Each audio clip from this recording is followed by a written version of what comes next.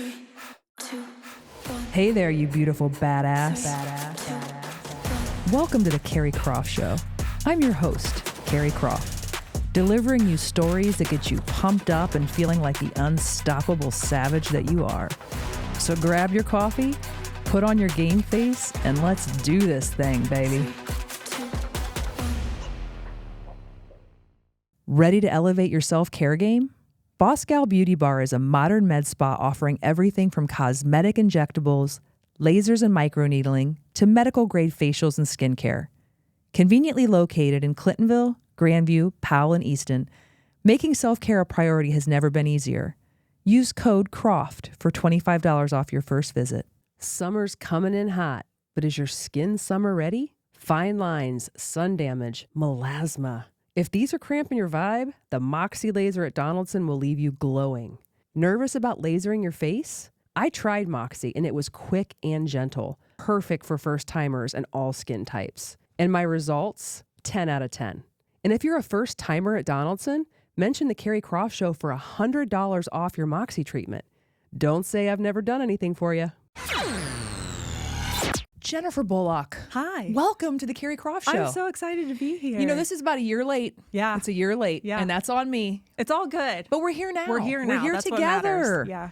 How are you feeling today? I'm good today. I'll admit I'm a little anxious just because I know what the topic is, but it's good. And just to tee everybody up here, we are going to have some sensitive conversations today around child loss, and so it hits you like a wave. It does. And that's another thing we do with grief is we really try to mask it, and it's like this thing you're trying to, like a sneeze. Absolutely. Like I have physical things I do where sometimes, like if I'm in a conversation or if I'm in public and I feel something coming on, I'll like put my nail in or I'll pinch myself really hard to try to like physically change my brain. Yeah. And we do that because we don't want to make other people, like not you and I, we understand we're in this club that we don't want to be in. Yeah. But if you're out in public or you're with someone who doesn't, you don't want to upset the apple cart or make them feel. You don't want to make them uncomfortable. You're always worried about the other person. Yeah. And that's what I've learned in my own personal grief journey is I don't need to be worried about someone else's comfort because this is my life. This is my reality. And I shouldn't have to protect your feelings when this is what I'm feeling, you know, and it's taken a while for me to get there, but I completely understand everything you're saying. I squeeze my thumb because I naturally in my career, I hold my hands. And so I'm a thumb squeezer when I'm uncomfortable or I'm trying to mask my feelings, or it may feel like it's inappropriate in the setting or at the time to be completely honest with what is going on inside my head. So you can go off the deep end. Yeah, you really can. And you don't know when you're going to put it back. So the way that I describe it is I put this on a shelf. Yeah. And it's on a shelf and it's always there. It's where I can see it. Like it's never gone. But man, when I get it out and if it comes out of nowhere, you just don't, and you can't get it back up there. Yeah. Then you're like, what the fuck is going on? Trust me, I get it.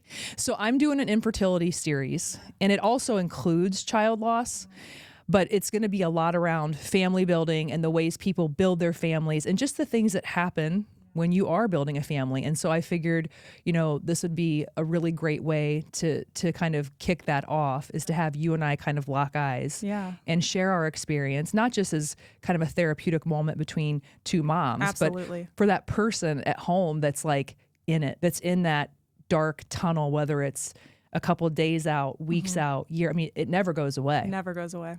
Never goes away. So, and your boy Miles, right, was born still October 11th. Yeah, 2021. Yeah, very unexpected. I have two older children. Noah, my son, is 8, and then Harper just turned 5 in December, my daughter. And we weren't planning for Miles. I will say, like, my husband and I, we met in college. We've been together like 16 years total. We didn't necessarily plan any of our children, but we always wanted a family. And so we were always of the, if it happens, it happens. But Miles, definitely, we did not plan for. Harper at that point was only like a year or so old, and I was not ready mentally to have two babies, essentially, because I've always been working full time. Thankfully, we've been fortunate enough that my husband's been home, stay-at-home dad, taking care of the kids full time. So that for him was not a concern. He was like, absolutely. He's such a great dad. What's his name? Let's give him Gerald. Yes. Gerald, shout out to you, stay-at-home dad. The moment we found out we were pregnant with Noah, that was the first thing he said is, what do you think about me staying home? And I said, if we can make it work financially, then let's do it. And it's always been so beneficial for me because my career, my schedule changes constantly. But for our kids, it's been so beneficial to have that constant and to have their dad with them all the time. And so when I found out I was pregnant with Miles, I said, can we do this? Can we make it work? And he said, oh, yeah. He's like, I have no problem with it. And so once the initial shock kind of wore off, that this was going to be a reality, we were excited. We were gearing up for baby number 3. You know, we were going to have 2 boys and a girl. We were so excited. And of all my pregnancies, Miles was my easiest. I have some underlying health issues that I had to figure out with my other 2 pregnancies, but this one, it felt like we figured everything out. Everything was clicking at the right time. And then it just changed. And it was October 10th. I woke up and it was a Sunday. And on Sunday, I always go back to Zanesville, where I'm from. My family has a church there, and we go back and we go to church on Sundays together. And I told my parents, I was like, he's gone. Like, I already knew. And they said, well, are you sure? And I'm like, he hasn't moved, and I just know. I'm like, I just know he's gone. And at that point, he was 33 weeks. So when we came back to Columbus, I got to the hospital, and it felt like an eternity to get back to the room to even see a doctor. I knew when the nurse was trying to put the monitor across my belly, moving it around, trying to find a heartbeat, and I told her there isn't one. And she went and got the doctor, and they did the ultrasound, and I caught the corner of the screen, and I just saw stillness, and I knew. And then she said it, and I don't even think initially I cried because she confirmed what I already felt. But then the days after were a lot of tears and a lot of questioning and shaming myself. I shamed myself because I thought I should have done something sooner. I knew he wasn't moving enough. Did I count the kicks enough? Did I monitor everything enough? I should have said something earlier.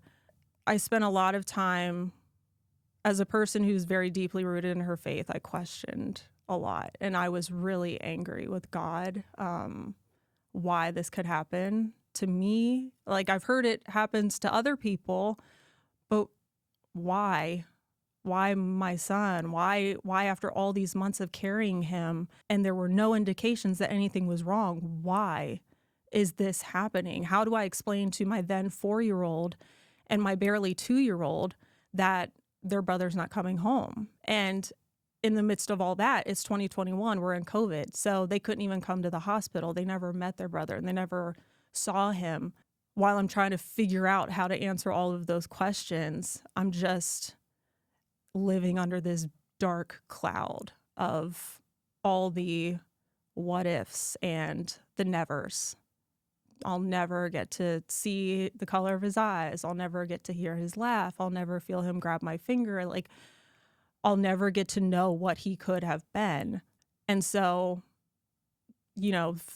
3, almost 4 years later, I still have a lot of those questions, but I like to say that the fog has started to lift a little bit. And now that my family is doing so much outreach in his name, some of those questions have been answered. And I like to say we found purpose in our pain of losing him. And it's such a big purpose that I don't think we would have been able to help and reach as many people had he survived. And so, as a mom, you always want your kids to be better than you, and you always want them to do more and be more and to have a legacy. And my son never took a breath on this earth, and my God, does he have a legacy. It's been quite the journey. And we will get to Miles' mission, and there's so many angles to take from what you just said, and the way that something as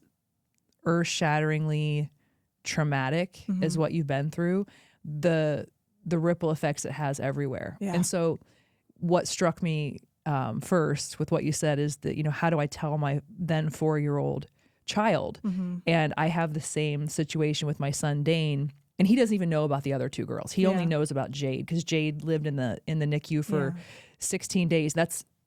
She's the last one that we had, and that's like, I'm like, he can learn when he's older about the other 2. It's like so confusing. It's so much. Yeah. And so to answer questions about heaven, I find myself with 2 left. I'm like, am I dumb? And he will ask me in the most wild times about Jade, and like he wants to go to heaven to see her, and where is she? How do I get to heaven? How do you?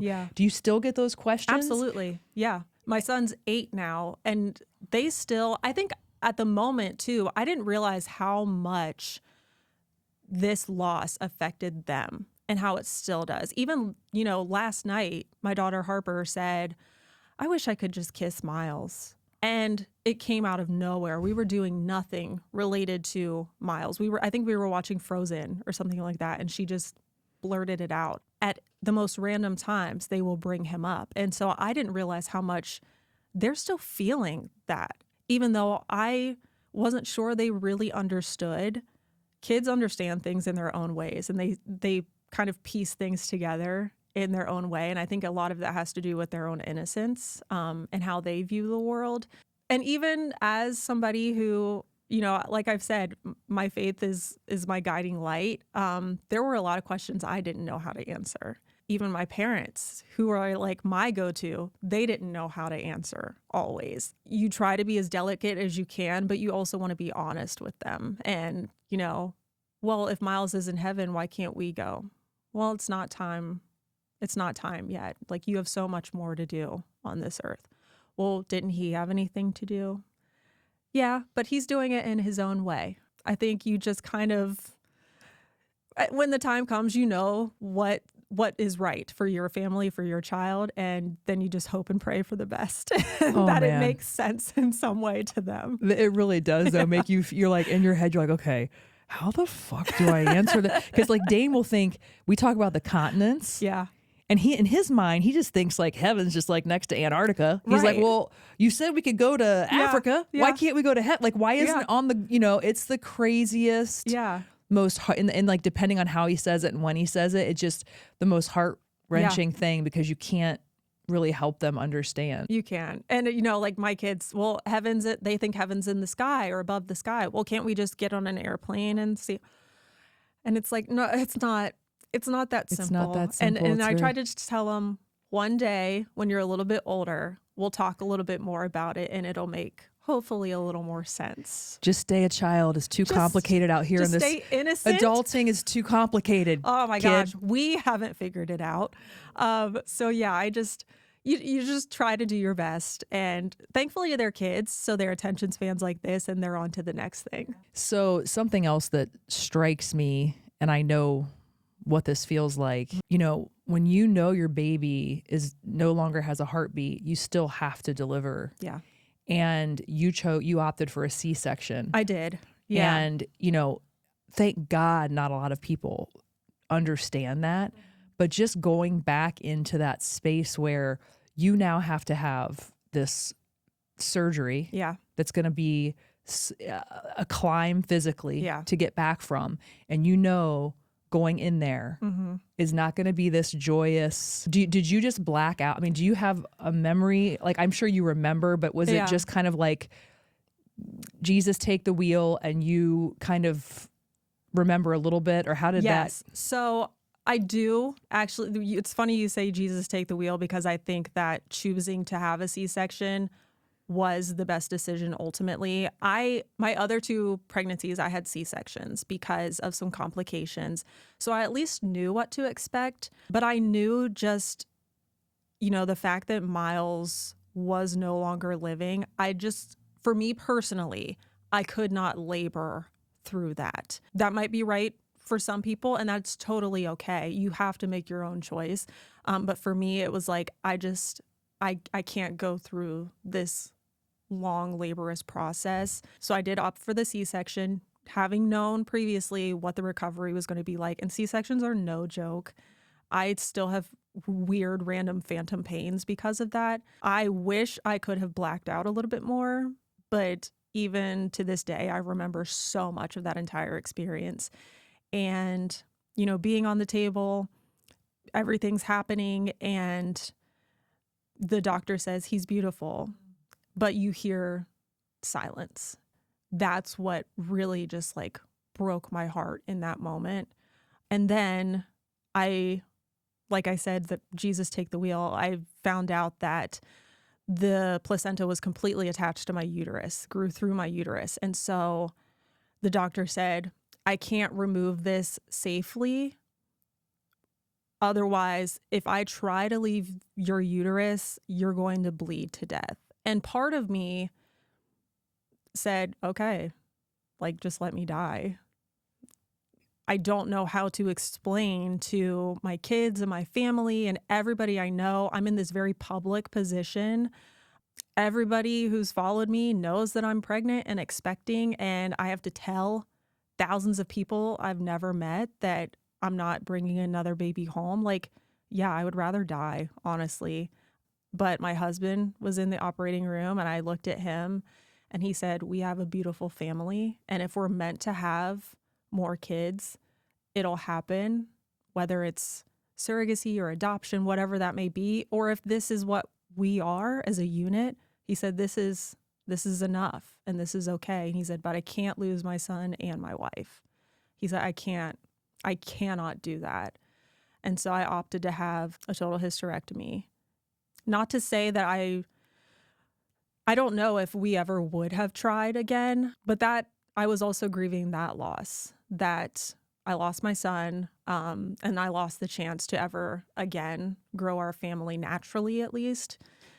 So all of that played into the grief in the days to come as well. Wow, what a layer. I didn't even know that. Yeah. The finality of that. Yeah. And it was like it has to happen now because we already have you cut open and on this table. And so I remember they started kind of messing around, and I remember starting to feel things. And so they said, we need to put you under. I remember struggling initially when they put the anesthesia on, because I didn't want that. And so we kind of had this moment of, it was a panic attack and fighting and all of this. And then finally I gave in. And then I just remember waking up and them saying, are you ready to see your son? And it felt almost like a dream, because I was still in this groggy waking up from surgery, but they're saying, here's your son. And I remember thinking, this doesn't feel like my life. Like, I was just really hoping that I would actually wake up and this wouldn't be my reality, but it is. And I've come to terms with it, but I think in a lot of ways, I've more so come to terms with Miles's passing, but I'm still so very much grieving not being able to grow our family like I thought we were. We'd always talked about having 4 kids, and just in minutes, that dream was like ripped away from me.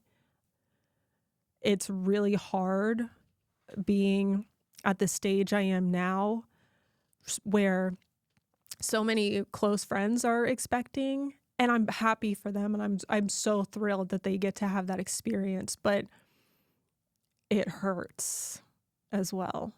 And I think those feelings can live simultaneously.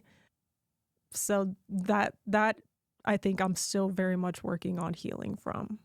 They absolutely can, and they do. And it's the duality of it.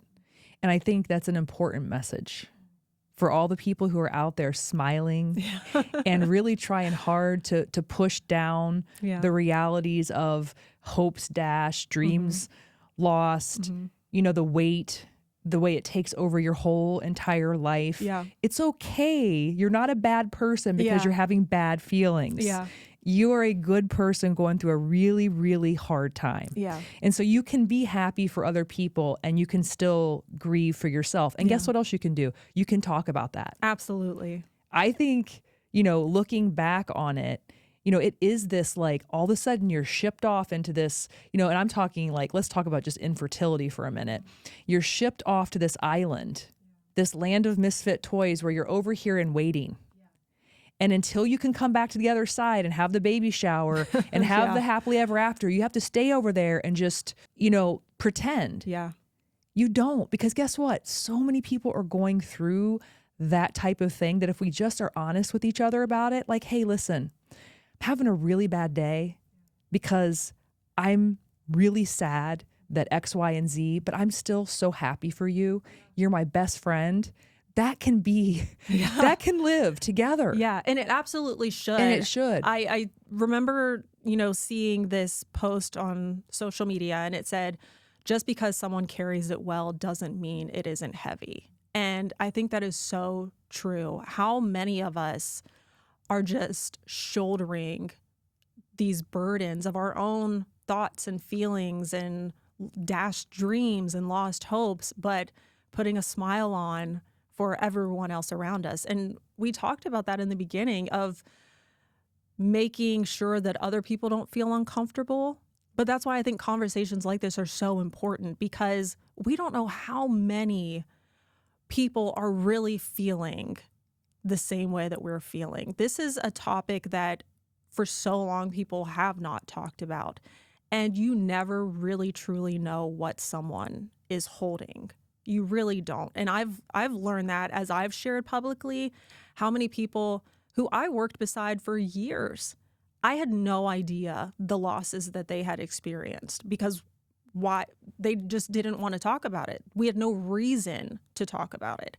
And until I brought up Miles, I had a line of coworkers and people I've known for decades that said, I actually had the exact same experience, or I've had several miscarriages, or I've never been able to have a child.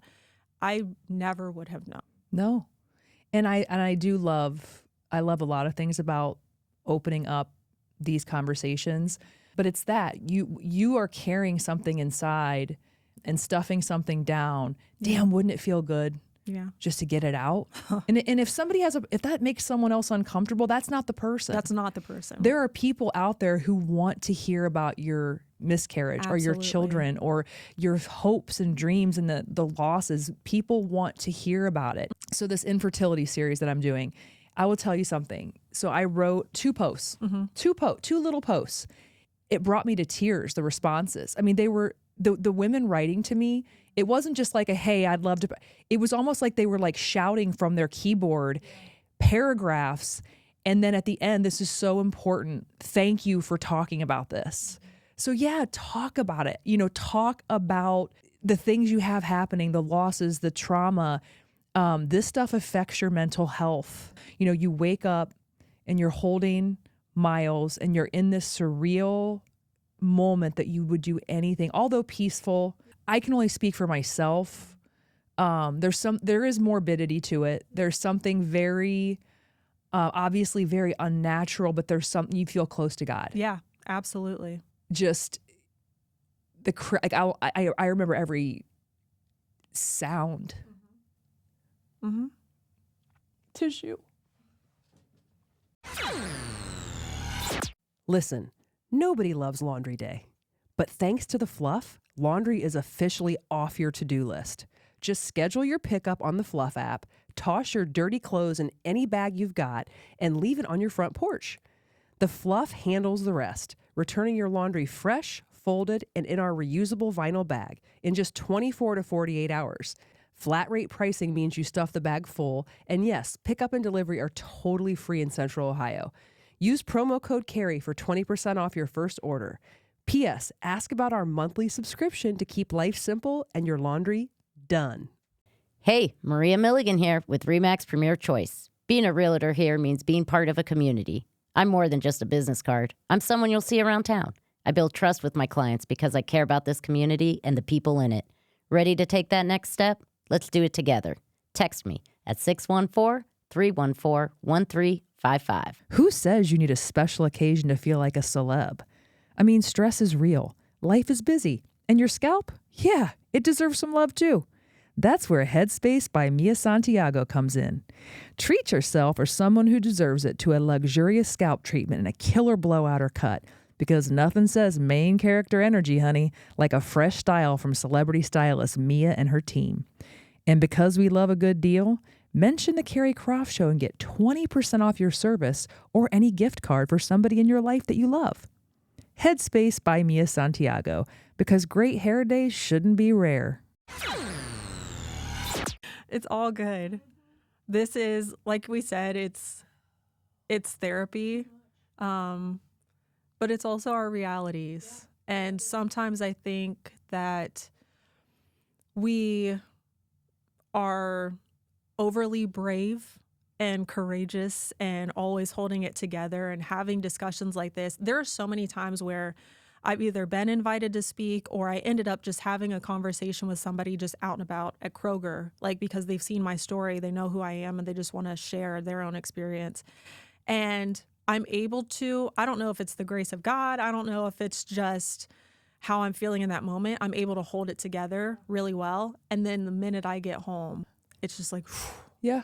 and I lose it. And so I think moments like this are really important to be able to release Oh, that. yeah. And when you meet someone who knows, Yeah. it's like you get it. You get it. Because even people's best intentions, people who are closest to you, unless you've been in that situation, Yeah. so it really does feel Yeah. like a very safe space. Absolutely. And so back to the mental health aspect of once you're holding him, it all comes to, comes full circle, and then you have to go home Yeah. Yeah. and pick up the pieces, like not Yeah. only physically, but then the mental Yeah. aspect of it. Absolutely. And it was, like you mentioned, it was a peaceful experience. I think even just I spent about 3 or 4 days in the hospital, obviously because I had major surgery. They wanted to make sure everything was okay. And the mental aspect of even just that was at times really traumatic because I had to ask for permission basically to see or hold my son to be released from the morgue. And I could only be with him at certain periods because if his body got too warm, they needed to take him back. It was COVID, so I could only have 2 named visitors, my husband being one of them. And then we collectively had a conversation and decided to make my mom the other named visitor.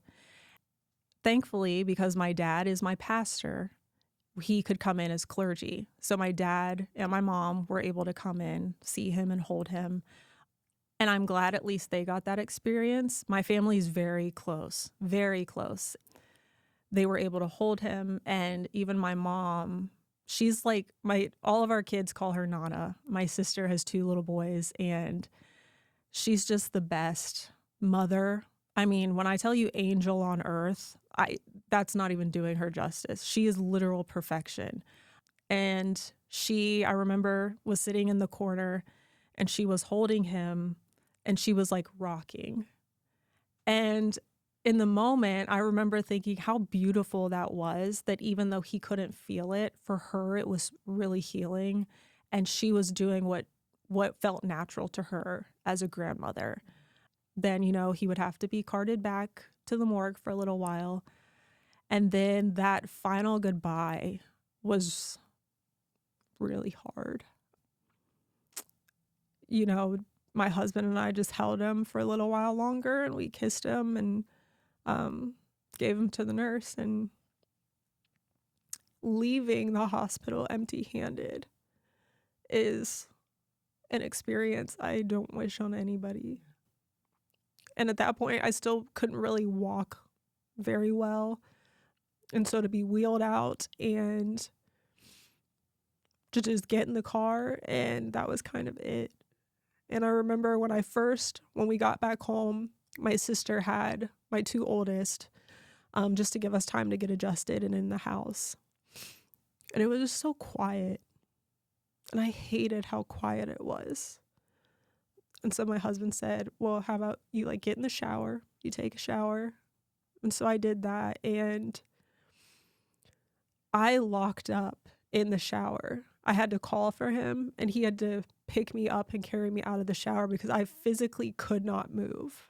Like I don't know if it was my brain, my muscles, I don't know what it was, but I couldn't move and I lost it. And so he picked me up out of the shower and he just held me for a while. And that was the first time I really cried that entire time that I was in the hospital. And I think because that was reality really hit, the drugs had worn off. I was home and in this space that we had prepared for 3 kids. And to know that that wouldn't be the case was really hard. And so I spent days in bed. My family is incredible. Like I said, my mom, she took a full week off work. My sister lives here and she was always helping with my kids. They were just fantastic. And my family literally took turns just coming and laying next to me in bed. My mom was like, you need to eat something. I don't care if it's crackers, like something. She would run me hot baths and they would just take turns, just letting me know that I wasn't alone in this, even though I felt like I'd never been more alone in my life. I think it was probably a full week before I even saw the outside again because I couldn't get out of bed. I didn't want that reality. And that was a space where I didn't have to face it. I didn't have to face people. I didn't have to exist, essentially, because I didn't want to have to exist in this new reality.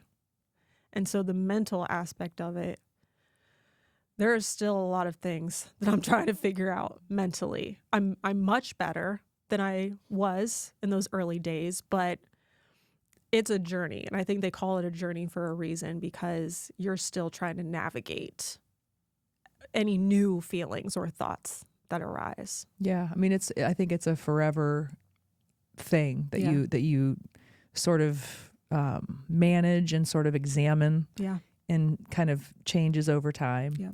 But yeah, I can remember too being in bed and that would be the only, not the place where you'd feel good at all, but like you could kind of hide and not exist. And then I can remember after a bit, was it a couple of days or something? And my husband comes up and he's like, do you want to go for a walk? Kind of like you got to keep moving. You got to get up and do, something. Can you remember when you started to get that little whisper though from yourself where it's like, Jennifer? Yeah, I remember very vividly actually. It was Halloween and Miles was born October 11th and it was trick or treat and we had just moved into our new house and I think that was part of it too. We had just bought a new house in June because we needed more space. We were having another kid.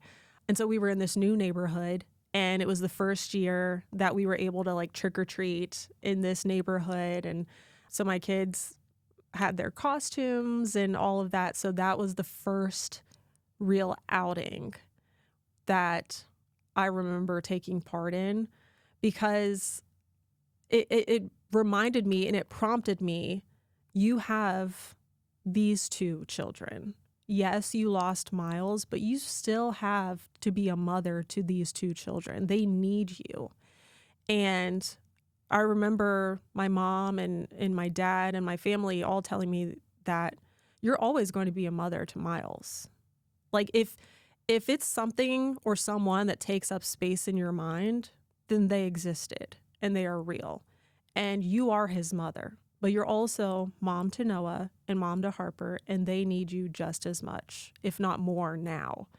And so I remember thinking, okay, as much as I'm still navigating what this looks like and trying to figure all of this out, I still have to care for my other 2 children. I want to care for my other 2 children, and I want to be present for them. I don't want to look back and think that I missed all of these moments with them because I was trying to figure out how to live without Miles. And, I always think of from the perspective of Miles too. If he were looking down thinking, oh my God, look at my family. Like, they're so amazing. And there goes my big brother, my big sister, and my mom's such a great mom to them. And my dad is an amazing father. And they're creating all these wonderful memories that someday we're going to be able to sit and talk and laugh and share. And so I always have to think of it that way. If Miles were watching, what would he want to see? And so I got up out of bed and I didn't look my best, but we were there. We went trick-or-treating and we did. We had a great moment. Something tells me your looks at your worst ain't that bad, honey. Ain't that bad, honey. Maybe in my mind. So the woman who's the person who has gone through that physical journey, you're going to handle this different than even your spouse. And it sounds to me from what you're saying, you have a very loving, supportive spouse who was able to help carry you and be the ebb and flow. I just also want women to know out there, if you are feeling something with not feeling supported or feeling like someone is handling things differently, you know, that's okay. The grief is very different for it's different for a man than it is a woman. Absolutely. It's different for the person who carried versus the person who didn't. So also give yourself grace there too. You don't have to be feeling, you're not going to feel something exactly the same as someone else. And from day to day. Like there were moments that for us it was clicking and it was great. And I remember first coming home and we both said we've got to be together in this. And then there were moments where I was feeling more than he was feeling, or he was feeling more than I was feeling, or as a couple, we were just not clicking. And it was because that grief roller coaster, we weren't on the same ride at that moment. And that's okay. We've had to figure it out. We're still figuring it out. But for every person, for every couple, for every family, and even within every individual within those units, it's going to look different day to day. And that's what makes us human, is just trying to figure it out together. But letting it be different.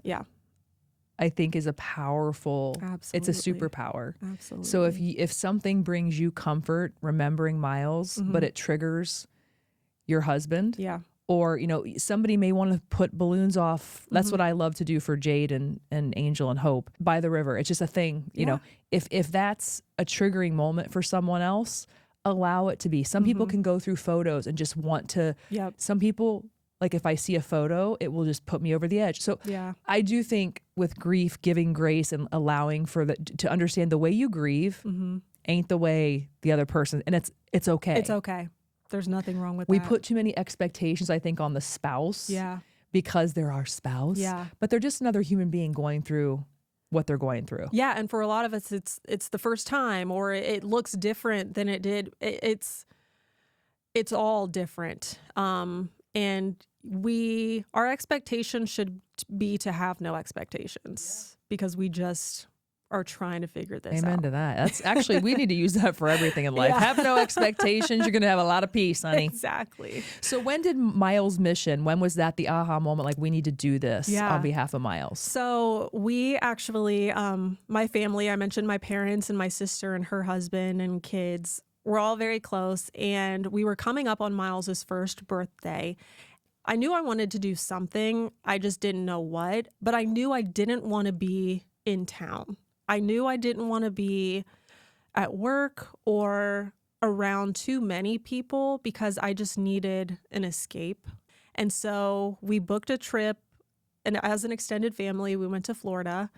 And so we're staying in this big condo. My dad, this whole time, was on his laptop. And I'm like, what is he doing? Like, he's on vacation. He shouldn't be working on sermons or, whatever. He's a very active and involved man, so he sits on a lot of boards and things like that. But I'm like, Dad, like, we're on vacation. What are you doing? And he said, I'm writing a book. And I said, oh, okay. And so he actually wrote a book called Even Now I Know. And it is all about that journey of losing Miles, figuring it out as a family, some of his and my mom's own personal experiences with grief that I didn't even know about, because they were sheltering me as their daughter. And so he wrote this book released this book. And then shortly after that, we sat down and had kind of like a family meeting. And he was the one who said, we need to do something, because he said, writing this book and talking with so many people, this is so much bigger. And there are so many more people experiencing loss like this than we ever really knew, because nobody talks about it. And so he was the one that said, there's a mission for Miles and there's a legacy and we need to do something. And so my dad is the president of Miles's mission. I am the vice president and matriarch. My mom is the treasurer. My sister is the secretary.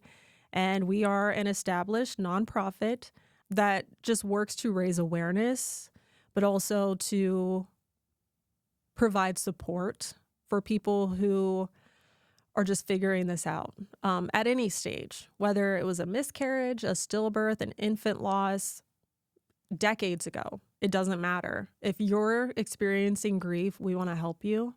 And we want to make changes legislatively when it comes to bereavement support, because I learned after the fact that there were a lot of things in the hospital that I didn't get that I could have gotten.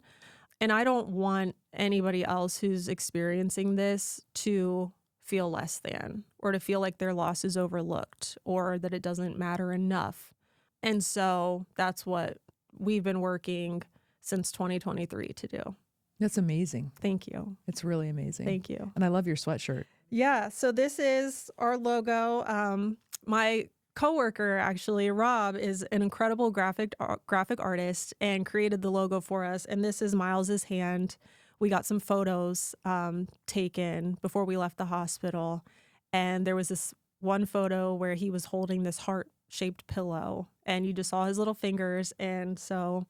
How do I get one of those? That you guys sell them? I think I have an in for you. Okay. I can, yeah. You think you can, I can connect hook me up with that? For sure. Okay, amazing. But is there anything else about that experience, Miles' mission, anything else you want to make sure that we... Yeah, I just want to highlight the fact that I mentioned when I was in the hospital that there were a lot of things I didn't get. And I didn't know that I didn't get them until after the fact. But, I'm not going to call it the hospital system, because I don't think it's their fault. I think when you have such a taboo topic and there aren't a lot of people advocating or pushing for, they're only doing what they know to do. And so, having lost a child, but then having to be wheeled around on a maternity floor and recovering from a C-section while I'm listening to other babies cry in their mother's room. And, I had... just this symbol placed on my door, that it was a symbol that they used to indicate that you've lost. It's a mother of loss. And I actually got it tattooed on my wrist because it stuck with me. But so the nurse would look at this symbol and know, when I enter this room, she doesn't have a baby. She's the only mother on this floor that doesn't have a baby in this room. And so I just felt tortured almost for 3 or 4 days, just listening to babies cry and happy families. And that wasn't the case for me. And then, Miles being wheeled back and forth to the morgue, we found out that there are several hospitals in the state of Ohio, even here in central Ohio, that have cuddle cots. And they are these bassinets, essentially, that are just cooling mechanisms, so that they place these cuddle cots in the hospital room and the baby can stay in the room with you for the entirety of your stay. I didn't get that. And I was at one of the largest hospital systems in the state, and nobody brought this up to me. And I didn't even know it was a thing. And then I found out, had I gone to another hospital, I would have had access to that. So I could have had Miles with me the entire time. And so we have been working with Miles's mission and some partner agencies with Cuddle Cot directly to make sure that every hospital system has at least one, if not more. And we've seen a lot of great progress there. But like I said, with the standardization too, I shouldn't have had to stay on a maternity floor. That's insanity to me. Looking back, I'm like, that I think hindered a lot of my healing mentally. And so we want to create this rule book essentially for hospitals to say, if you have several women or families experiencing loss, this is what you should be doing. And you can't say yes or no or maybe because it's a legislative standard. So that's what we're really pushing for right now. Good for you. Thank you. That is just Thank you. badass. Thanks. It really is. Yeah. And it just reminds me, if you're listening to this and you're someone or you know someone who feels a little stuck in their grief, where they are in this spin cycle, they don't know what to do with it, plug into something. Yeah. And maybe reach out. I'm all about the Absolutely. DM, the email. Reach out to Yeah. Jennifer. You can take the awful feelings and the things that you're kind of stuck with. There actually is joy there. There is. There, you have to tap into it. Yeah. And maybe you're not ready. Maybe it's not time yet. Yeah. But for that one person out there who needs to hear that, there's something you can plug in Yeah. to get that energy flow. Absolutely. And I promise you, just reach out. And even if we have a 5-minute Yeah. chat. Yeah, exactly. Yeah, there's a space for everyone, especially if you've experienced or you've been close to someone who has experienced a loss. Our biggest thing is almost like creating this army. There's strength in numbers for a reason. And the more people who join this cause and say, yeah, it shouldn't be this way. Why has it been this way for this long? It's 2025. Why are we just now saying, oh, I guess loss is a problem? And, we're not trying to say that we're going to make it go away. Death is a part of life. And I know that not everything is preventable. But there are people who are living and existing right now who are experiencing these losses. And I could have been another loss. After losing Miles, I didn't want to live anymore. And without the support of my family, I can't say that I would be sitting here with you right now, honestly, because I can't imagine having to endure something like that on my own. I really can't. And I know that there are people who have and who will. And that just breaks my heart. And so I want to be connected. We have to be connected. We have to be a support system for each other. You need as many people as possible on your side, because this is a journey nobody should have to walk alone. And raise your hand. Your Yeah. mental health is everything. Absolutely. And again, you are not alone. Yeah. And we are in this club, and we have real big shoulders Yeah. and big hearts. We so, do. Yeah. But Jennifer, thank you so much Thank for coming up you. on an hour. I could talk to you for I talk know. to you for days. Truly, I know. I could as well. I really, really appreciate it. I feel Thank like I just you. had a very cathartic Good. therapy session. Good. That's what it should be. We should be able to just openly talk about this. Absolutely. And again, please reach out if you want to talk. If you have someone that you know, please send this to them.